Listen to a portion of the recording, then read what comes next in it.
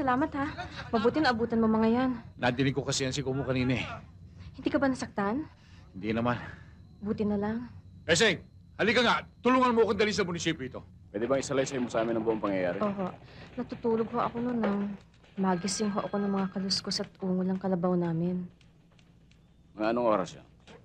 Mga alas 10 siguro yun. Good evening, sir. Good evening. Sergeant Capole, anong nangyari dito?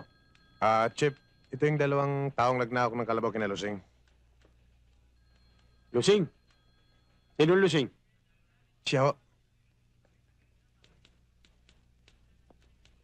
Sa'yo ba yung kalabaw na ninakaw? Oo. Anong sumunod na nangyari? Dumungaw nga ho ako at nakita ko yung 5 lalaki na ninanakaw yung kalabaw namin.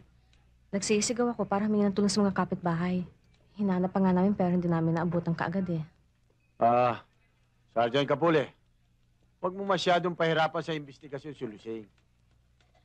Ay kung maaari, ikulong na kagad ng dalawang ito. Ngayon din. Yes, sir. Salamat ho. Alangan naman. Buksan mga pinto. Sarge, tutuloy mo ba kami? Mga bata mo kami Ba't mo kami po kukulong? Palabas lang to. Ako nang bahalang mariglo kay Epe. Sarge, hindi ko sila pwedeng palabasin. Alam mo naman na nagpapalapat ako ng papel sa itaas. Gusto kong malaman nila na lahat ng kaso rito, nasosolve. Para madali ang promotion ko. Alam ko ho yun, sir.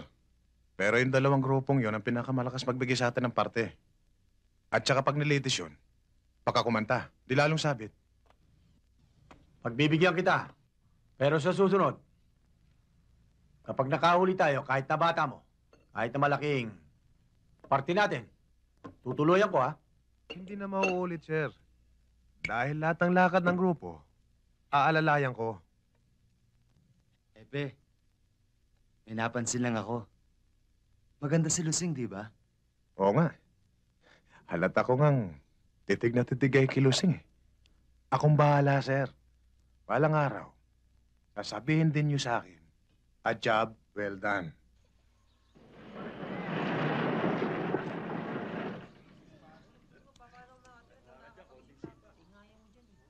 Magandang tanghali sa'yo, Lusing. Magandang tanghali naman. Charge, kaya tayo.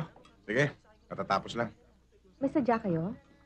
Oo, kasi may handaan mamayang gabi kina Epe. Kumbidado ka.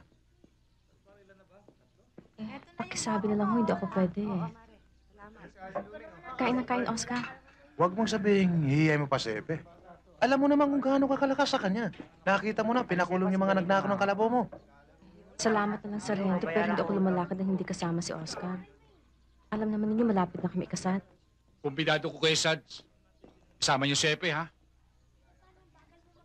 Salamat.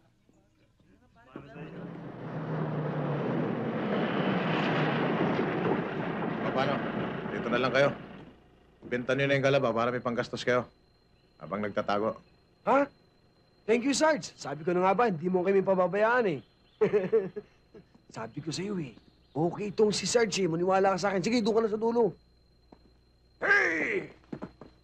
Sarge, maraming salamat Saka na Sige. tayo magkita ulit Hey! Okay. Hey!